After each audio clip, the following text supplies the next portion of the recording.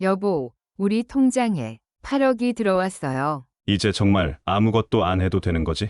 그럼요. 매달 300만 원씩만 쓰면서 죽을 때까지 놀고 먹을 수 있어요. 그렇게 우리 부부는 환호성을 질렀습니다.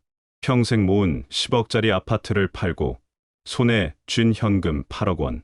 이제 돈 걱정 없이 행복하게 살 수 있을 거라 믿었죠. 하지만 딱 6개월 후 여보, 나 정말 죽을 것 같다. 제가 의식을 잃고 쓰러진 건 병 때문이 아니었습니다. 저를 쓰러뜨린 건 바로 아무것도 하지 않아도 되는 삶 그 자체였습니다. 본격적인 이야기 시작 전에 구독과 좋아요 한 번씩 눌러주시면 큰 힘이 됩니다.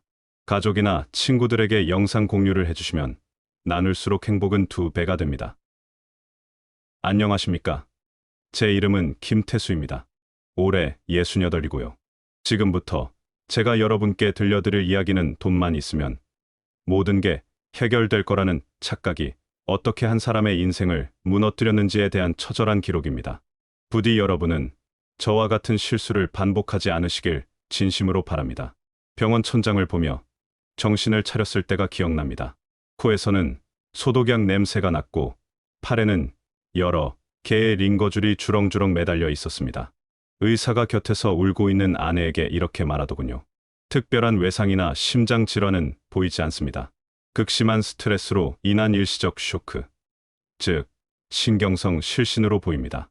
그 말을 듣는 순간 제 머리를 망치로 한 대 얻어맞은 듯한 충격이 스쳐 지나갔습니다. 저는 제가 고혈압이나 심장병 같은 지병으로 쓰러진 것이라 생각했거든요. 하지만 아니었습니다. 제 몸에는 아무런 문제가 없었습니다. 저를 쓰러뜨린 것은 다름 아닌 제 마음이었던 겁니다. 링거 주사를 맞는 내내 저는 소독약 냄새가 진동하는 그 낯선 공간에 누워 하얀 천장만 멍하니 바라보았습니다. 그리고 제 인생에서 처음으로 제 자신과 정면으로 마주했습니다. 평생을 김 부장, 김 이사로 불리며 살았습니다. 제 이름 앞에는 늘 직함이 붙어 있었죠. 그 직함이 저라는 사람 그 자체였습니다. 회사에서는 제 결제를 기다리는 사람들이 있었고 집에서는 제 월급 봉투를 기다리는 가족들이 있었습니다. 어떻게든 살아남기 위해 발버둥치는 매일이 고달프고 힘들었지만 그래도 저는 분명히 필요한 사람이었습니다. 그런데 지금의 나는 누구인가? 나를 필요로 하는 곳은 어디에도 없었습니다. 매일 아침 눈을 떠도 해야 할 일이 없는 사람. 그저 아내가 차려주는 밥을 먹고 통장에서 줄어드는 숫자를 확인하며 죽을 날만 기다리는 식물인간 같은 존재. 그 처절한 진실이 비수처럼 제 심장에 박혔습니다. 제가 두려웠던 것은 늙고 병드는 것이 아니었습니다. 이 세상에서 아무짝에도 쓸모없는 사람으로 잊혀간다는 공포. 그것이 저를 죽이고 있었던 겁니다. 우리가 목숨처럼 여겼던 그 8억 원의 현금은 제 영혼의 허기 앞에서는 그저 휴지 조각에 불과했습니다. 그날 응급실의 차가운 침대 위에서 저는 제 노후 계획이 뿌리부터 완전히 잘못되었다는 것을 뼈저리게 깨달았습니다. 어떻게 이 지경까지 오게 되었을까요? 이야기를 처음부터 다시 시작해 보겠습니다. 저는 평생을 샐러리맨으로 살았습니다. 남들처럼 허리띠 졸라매며 자식 둘 키우고 마침내 서울 하늘 아래 내 집 한 채를 손에 쥔 어찌 보면 참으로 평범한 사람이지요. 제 인생의 유일한 자부심은 바로 그 아파트였습니다. 30년 넘게 들고 있던 적금 통장을 깨고 안방에 몰래 붙여두던 비상금까지 털어 넣었던 우리의 피와 땀 그 자체였지요. 그런데 작년 가을 저는 제 인생의 가장 큰 자랑거리를 제 손으로 팔아버렸습니다. 그리고 그 선택이 제 남은 인생을 송두리째 흔들 줄은 그때는 꿈에도 몰랐습니다. 정확히 1년 전 부동산 계약서에 마지막 도장을 찍던 그날로 거슬러 올라갑니다. 등기 이전을 마쳤다는 법무사의 전화를 받고 아내와 저는 한달음에 은행으로 달려갔습니다. 창구 직원이 제 앞으로 내민 통장에는 살면서 한 번도 본 적 없는 커다란 숫자들이 찍혀 있었습니다. 매도금 10억 원에서 대출금을 정리하고 이런저런 비용을 제하고 나니 정확히 8억 1천만 원이 남아있더군요. 그 숫자를 본 순간 아내는 제 옆에서 아이처럼 조용히 눈물을 훔쳤고 저 역시 울컥 차오르는 감정을 애써 눌러야 했습니다. 뜬 눈으로 밤을 새우며 내일의 끼니를 걱정했던 신혼 시절부터 아이들, 학원비 때문에 부부싸움을 하던 그 서러운 날들까지 40년 가까운 세월이 그 숫자 위로 파노라마처럼 스쳐 지나갔습니다. 이제 정말 다 끝났구나. 이 지긋지긋한 돈 걱정에서 해방이구나. 아내와 저는 은행을 나와 가장 비싼 한우 식당으로 향했습니다. 그날 우리가 마신 소주가 얼마나 달았던지 아직도 그 맛이 혀끝에 생생합니다. 우리의 계획은 완벽해 보였습니다. 서울의 낡고 좁은 아파트를 벗어나 경기도 외곽의 공기 좋은 곳으로 가는 것이 첫 번째 목표였지요. 2억 남짓한 돈으로 방 3개짜리 아담한 빌라를 얻었고 남은 6억 원은 고스란히 노후 자금이 되었습니다. 이사를 하던 날 짐을 다 풀고 텅 빈 거실에 아내와 마주 앉아 제가 이렇게 말했습니다.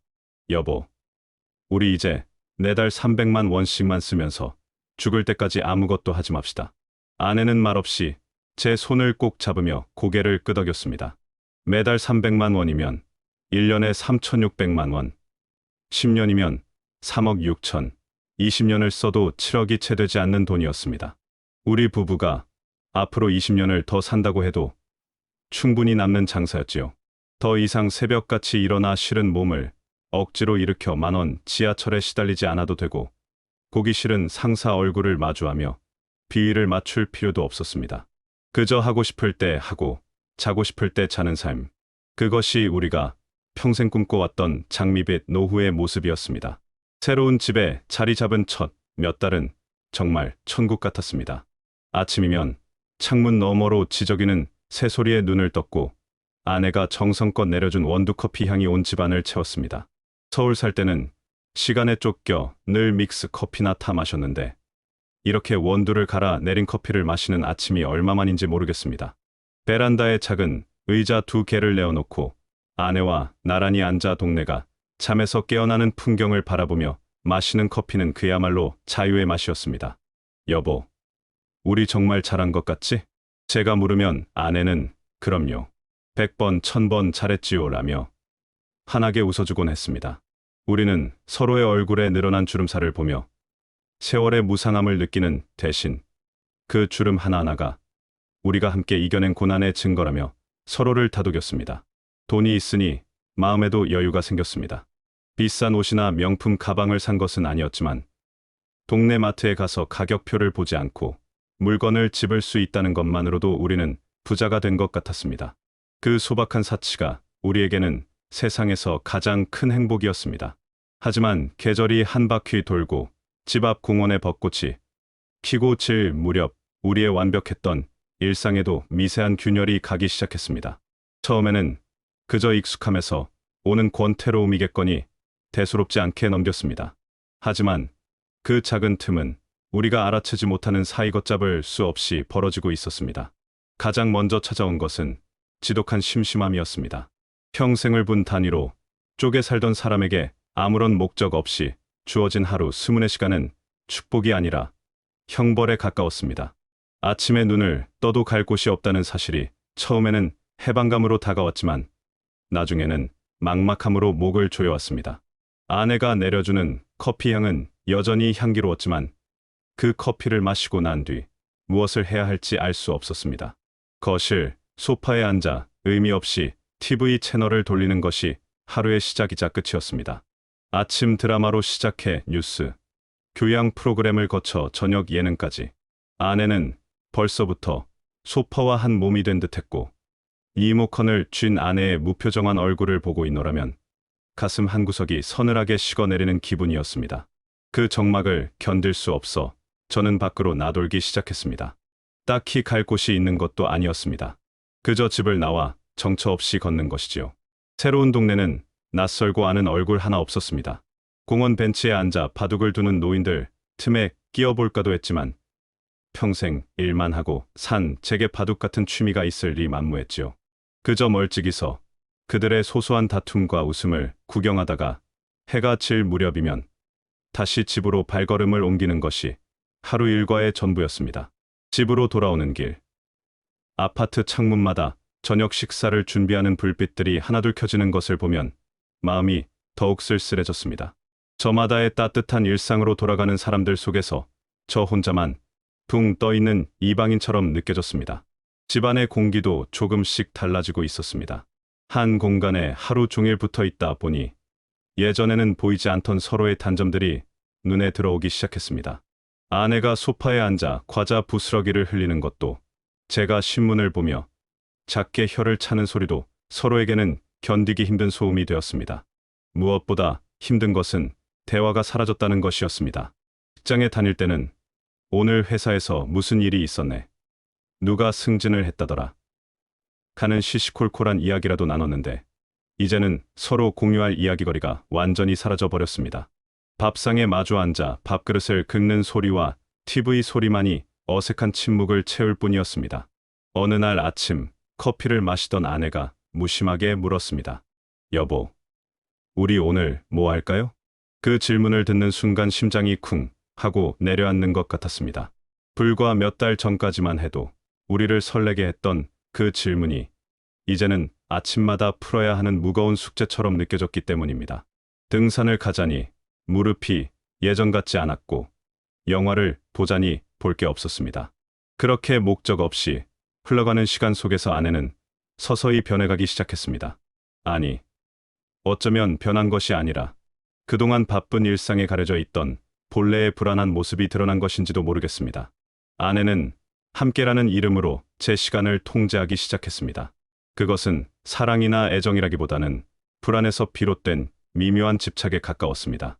제가 답답한 마음에 바람 좀 쐬고 오겠소라며 현관을 나서려고 하면 소파에 누워있던 아내는 벌떡 일어나 어디 가는데요? 같이 가요. 금방 준비할게요. 라며 제 앞을 막아서곤 했습니다. 처음에는 부부니까 당연한 것이라 생각했지만 그런 일이 반복될수록 숨이 막혀왔습니다. 그것은 함께하고 싶은 마음이 아니라 저 혼자 어딘가로 사라져 버릴까봐 두려워하는 사람의 행동처럼 보였습니다. 한 번은 옛 직장 동료에게서 오랜만에 연락이 와 저녁 약속을 잡은 적이 있었습니다. 모처럼 바깥 세상 사람을 만난다는 생각에 들떠 아내에게 말을 꺼내자 아내의 얼굴은 순간 싸늘하게 굳었습니다. 누구요? 갑자기 왜 만나는데요? 술 많이 마시지 마세요. 너무 늦으면 안 돼요. 아내의 취조에 가까운 질문 세례에 즐거웠던 마음은 온데간데 없이 사라지고 그저 귀찮고 피곤한 감정만이 남았습니다. 결국 저는 그날 몸이 좋지 않다는 핑계로 약속을 취소하고 말았습니다. 그날 이후 제 휴대전화는 좀처럼 울리지 않게 되었습니다. 그렇게 저는 아내가 만들어 놓은 보이지 않는 울타리 안에서 사회로부터 서서히 고립되어 갔습니다. 아내는 저를 가두고 있다는 사실조차 인지하지 못하는 듯했습니다.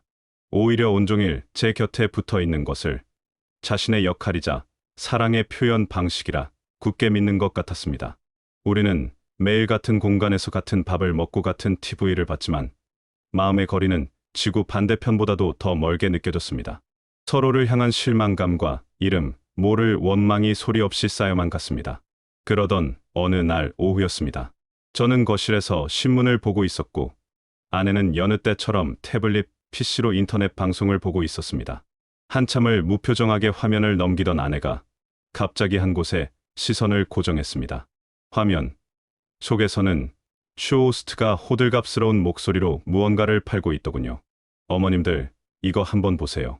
40cm 길이의 롱 브로치, 일명 모자 핀입니다. 밋밋한 코트나 스카프에 이거 하나만 꽂아주면 얼마나 우아하고 세련돼 보이는지 몰라요. 저는 무심코 화면을 쳐다봤다가 온몸에 피가 차갑게 식는 것을 느꼈습니다. 화면 속에서 반짝이는 그 길고 뾰족한 쇠핀이 마치 날카로운 무기처럼 느껴졌기 때문입니다. 하지만 아내는 홀린 듯 화면에 빠져들었고 망설임 없이 구매하기 버튼을 눌렀습니다. 며칠 뒤 택배로 도착한 그 40cm짜리 모자 핀을 옷에 달아보며 거울 앞에서 만족스럽게 웃는 아내의 모습을 보는 순간 저는 깨달았습니다. 아, 저것이 바로 지금의 내 처지구나. 저 뾰족하고 서늘한 쇠핀이 바로 나를 꼼짝 못하게 묶어두고 사회라는 옷으로부터 떨어져 나가지 못하도록 꽂아버린 아내의 집착이구나. 그날 밤 저는 잠을 이룰 수 없었습니다. 우리가 꿈꿨던 장미빛 노을은 대체 어디로 사라진 것일까요? 우리는 서로에게 따뜻한 안식처가 되어 주자고 약속했지만 현실은 서로를 올가매는 가장 끔찍한 감옥을 만든 셈이었습니다. 인간의 몸이라는 것은 참 정직합니다. 마음이 병들기 시작하면 몸은 반드시 신호를 보내오지요. 모른 척 외면하고 괜찮을 거라 스스로를 속여보아도 결국에는 가장 연약한 곳부터 비명을 지르며 무너져 내리고 맙니다. 제 몸이 바로 그랬습니다. 아내의 집착이 만들어낸 보이지 않는 감옥. 그리고 그 안에서 아무런 쓸모도 없이 하루하루를 연명하고 있다는 무력감은 제 영혼뿐만 아니라 육체까지 서서히 잠식하고 있었습니다. 증상은 아주 사소한 것들로부터 시작되었습니다. 밤에 잠을 이룰 수 없는 날들이 늘어났고 겨우 잠이 들어도 꼭 새벽 2시면 저절로 눈이 떠졌습니다. 평생을 밥심으로 살아온 제가 밥맛을 잃기 시작했고 좋아하던 찌개 냄새에도 속이 울렁거렸습니다. 가슴 한가운데에 커다란 돌덩이라도 올려놓은 것처럼 늘 답답했고 가끔은 숨을 쉬는 법조차 잊어버린 사람처럼 가쁘게 숨을 몰아쉬기도 했습니다. 그리고 마침내 제 몸이 마지막 경고를 보냈습니다. 그날도 여느 때와 다름없는 무료한 오후였습니다.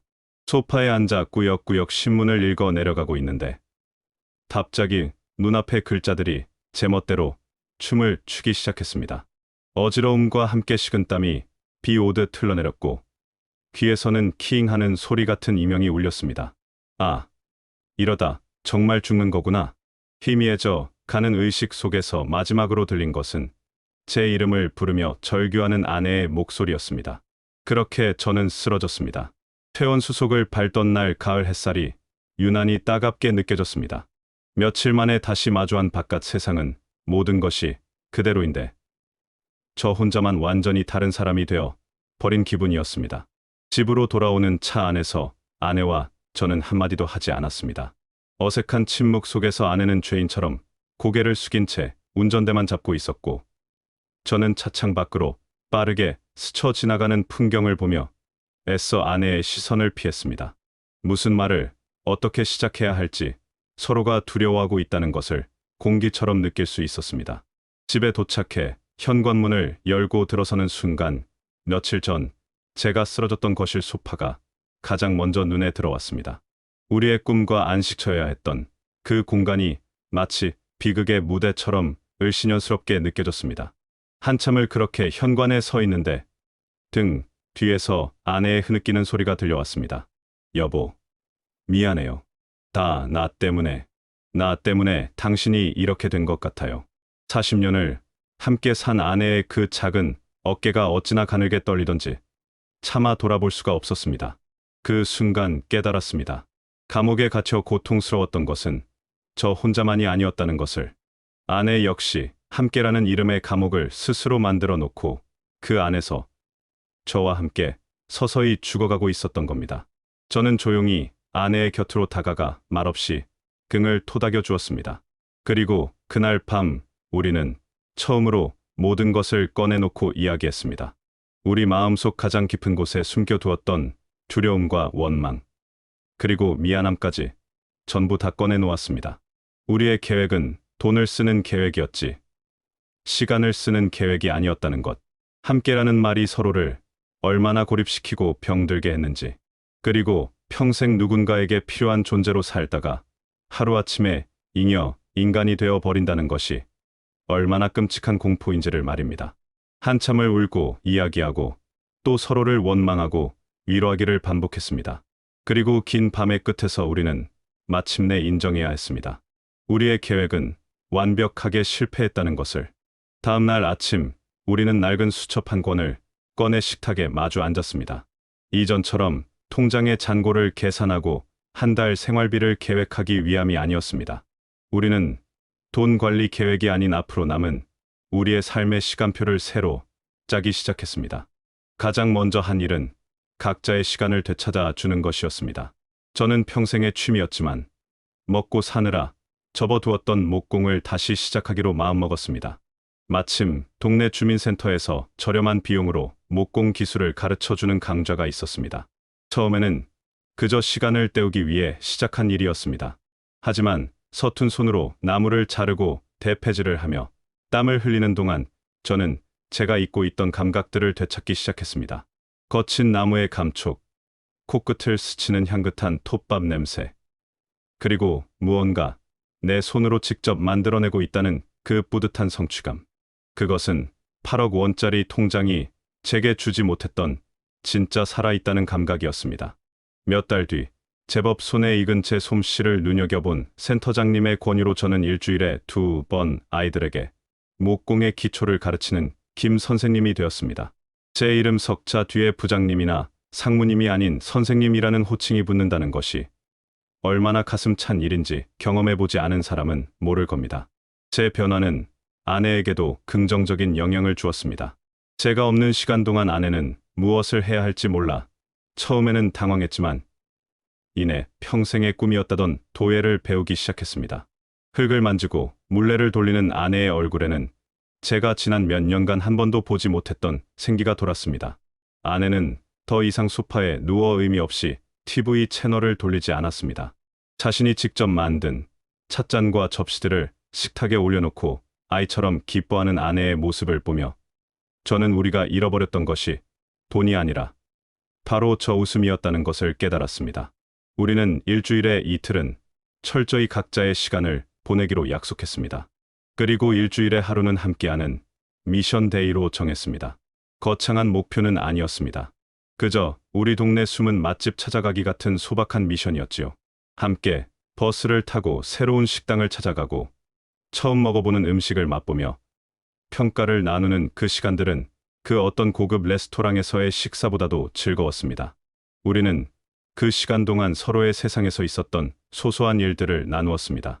제가 가르치는 아이들이 얼마나 사랑스러운지, 아내가 오늘은 어떤 모양의 그릇을 빚었는지, 그렇게 따로 보낸 건강한 시간들이 있었기에 같이 있는 시간은 더욱 소중하고 애틋하게 느껴졌습니다. 우리는 그렇게 돈이 아닌 서로의 시간표를 채워가며 무너졌던 우리 부부의 관계를 그리고 각자의 인생을 차근차근 다시 지어가기 시작했습니다. 지금 저는 제 인생에서 가장 설레는 아침들을 맞이하고 있습니다.